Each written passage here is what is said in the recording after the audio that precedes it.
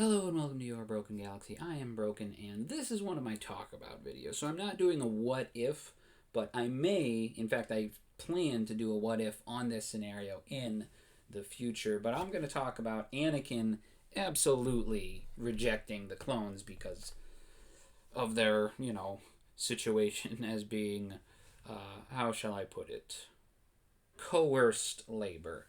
So we all know Anakin grew up as a slave. When he first met Padme, she asked if he was a slave, and he got like super mad and is like, "I'm a person, and my name is Anakin." He was asking Qui-Gon about freeing all the slaves as a Jedi and stuff. Anakin freaking hated slavery. So imagine this: Anakin has just lost his mother, whom he loved with all of his heart. He committed sand peopleicide, which would have been horribly traumatizing, and ends up finding out that his mentor has been captured. He flies off with the woman he is totally infatuated with to save him. Then they both get captured and are sentenced to execution by a horrible beast. Which, by the way, the fact that the Geonosians just happen to have three horrifying creatures from other worlds ready to be used as implements of execution, I may touch on that in a future video. So they fight the horrible beasts by ending one's life, utilizing the underappreciated Jedi power of animal friendship with one, and then the spider-looking one just kind of loses interest, I guess. And they end up getting surrounded by destroyer droids, which do not immediately open fire for some reason.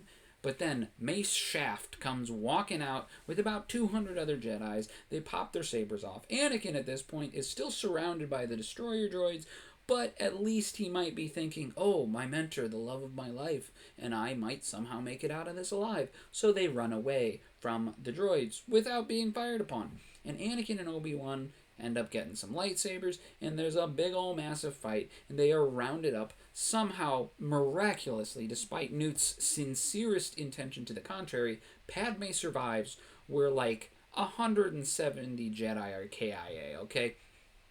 And at this point, Anakin has not heard of the clone army at all. Obi-Wan told Mace and Yoda about it through a holocall, while Anakin was in the romance waterfall fields of Naboo with Padme.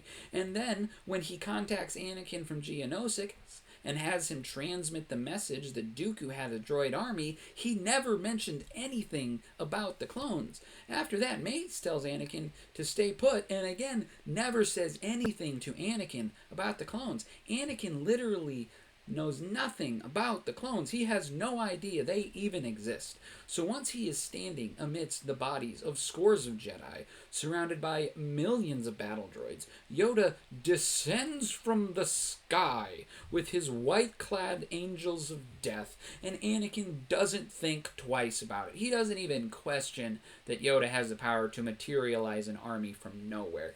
So they take off, now with Anakin filling the role of battlefield commander, and he sees Padme fall from the moving vehicle. Then he gets his arm chopped off by a man that could literally be his great-grandfather based on age.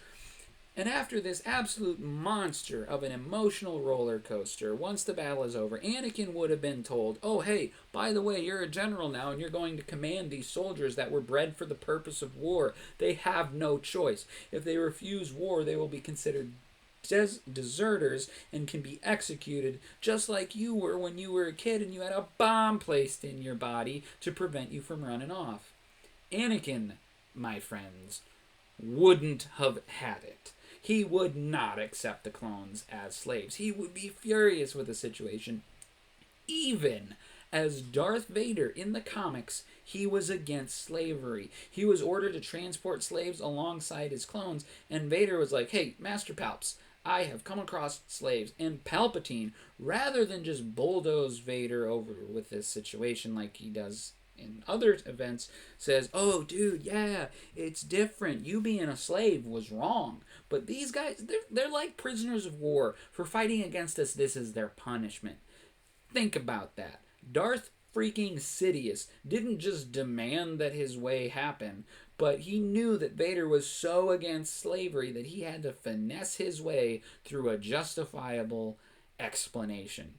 Anakin, as he is broadly presented before the outbreak of the Clone Wars, would have never accepted the clones being slaves for the Republic for the sake of war.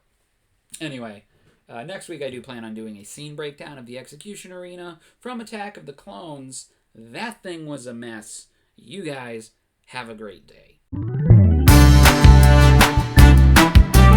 Well, that is my video for today. It was recommended by The Idiot1283. Thank you for the recommendation. I do plan on actually doing a what if of this scenario at some point also. But sometimes I just kind of like to talk about what's happening in Star Wars and in scenes and in the comics and books and stuff like that. And so that was this video. If you guys have something you want me to talk about or a what if scenario, please let me know in the comments below. If you want to support the channel, you can become a member here on YouTube by clicking the join button underneath this video, or you can check on how to become a Patreon by clicking the link in the description below.